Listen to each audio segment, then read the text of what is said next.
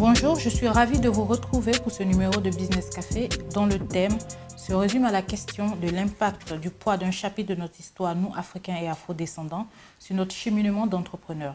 Avec moi, M. Théodose Ouavoeki, président de Afrikin, une marque de vêtements solidaires, et de l'association 1, 2, 3 Soleil.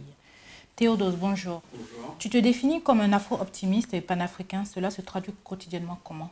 Quotidiennement, c'est très simple. Déjà, comme je vous ai dit, toutes les actions menées sont toujours et pour l'Afrique dans mon esprit.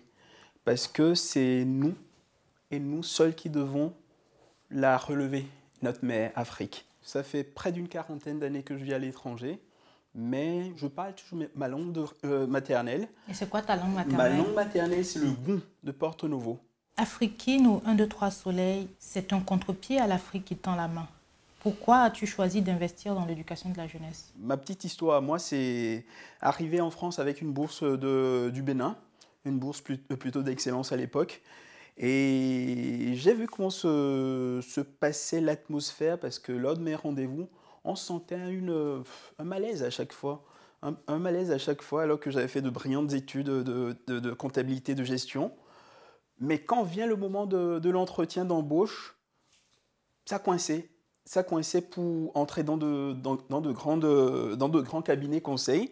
Je me suis dit, de deux choses l'une, soit je me morfonds, soit je me plains, je me pose en victime, ou je prends ma destinée en main. Ces jeunes que tu accompagnes, qui sont des laissés pour compte en quelque sorte, qui sont complètement en marge de notre société. Qu'on met en marge ou bien qui se mettent en marge. Qui se mettent en marge, voilà. C'est-à-dire les deux sont valables. Ils perdent confiance en eux, oui. Donc ils végètent, voilà. Quelle perception qu'ils ont d'eux-mêmes? Est-ce que cette perception a un lien étroit avec cette histoire pas très glorieuse que le continent a connue? Ce que l'on a constaté au départ, personne n'était responsable de rien.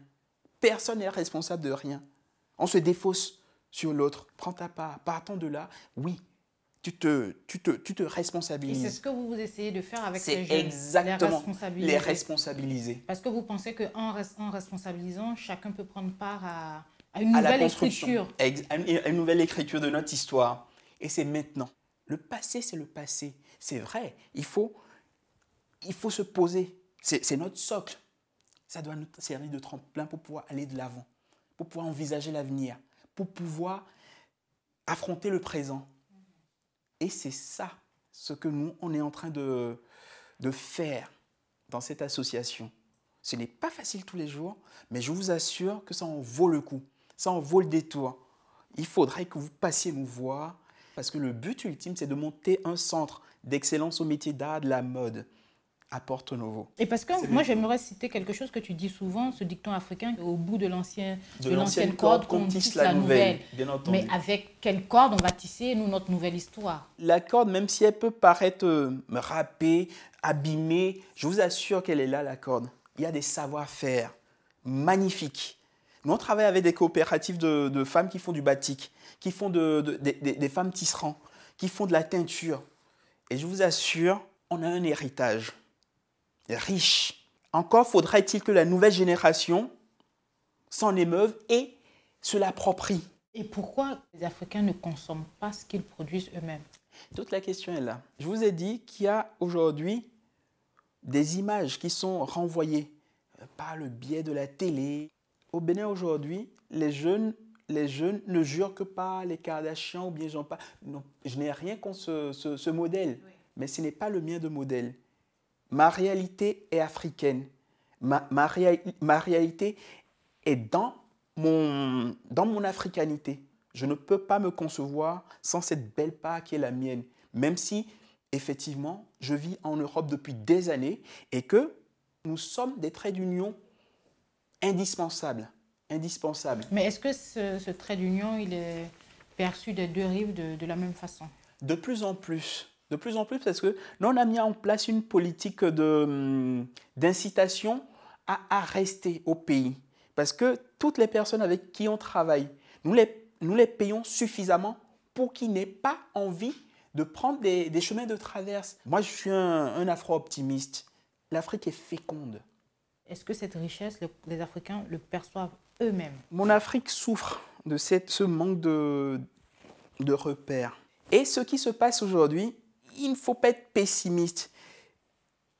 À une époque, cela doit faire une dizaine d'années, j'avais mis en place un projet. Je l'avais intitulé « L'étoffe des héros ». L'idée, c'était quoi? C'était de prendre des vestes. On aurait sollicité des artistes qui peigneraient des portraits d'hommes illustres africains, des gens qui ont compté.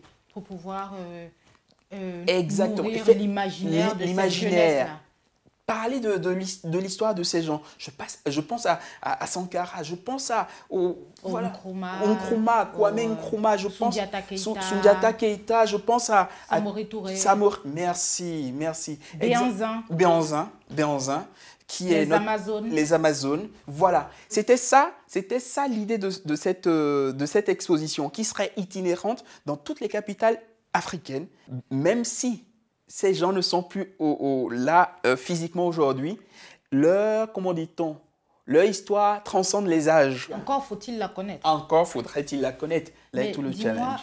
En ce moment, sur le continent et dans la diaspora, qu'est-ce qui t'émeut en ce moment? Les changements climatiques. Nos populations sont au premier rang des changements climatiques. Et ce qui me met hors de moi, c'est le cynisme ambiant. Vous savez, au Bénin, les paysans n'ont pas une deuxième chance. Quand ils ont leurs semences, ou bien quand ils ont cotisé pour avoir leurs semences, quand ils jettent en terre, c'est one shot. Tu n'as plus la possibilité de repiquer, de replanter. Or, il se trouve que toutes les récoltes ont été abîmées par les pluies diluviennes, ce qui est anormal. Et ça, j'augure de la fin dans quelques semaines, voire dans 2 mois maximum. Les fêtes de Noël seront tristes au Bénin. Et dans d'autres pays, dans d'autres capitales ou bien dans d'autres pays ouest africains. Donc pour vous, la prochaine étape possible pour l'Afrique, c'est la transition écologique. Ah oui, mais c'est même pas la prochaine étape. On y est là. On y est là. D'accord. On y est là. Je vous souhaite beaucoup de courage dans ce que vous faites. Merci infiniment. Parce que c'est Il en faut. Il en faut, parce que c'est bien que ce soit les Africains eux-mêmes qui tendent la main. Je ne vois pas la solution venir d'ailleurs. Oui. Je ne la vois pas venir d'ailleurs. C'est se souder. C'est souder. Ça va être le mot de la fin. Théodose nous dit qu'on doit être soudés. Merci Théodose d'avoir honoré notre plateau. C'était Business Café, votre émission consacrée aux acteurs économiques du continent africain et celle de sa diaspora. Je vous remercie.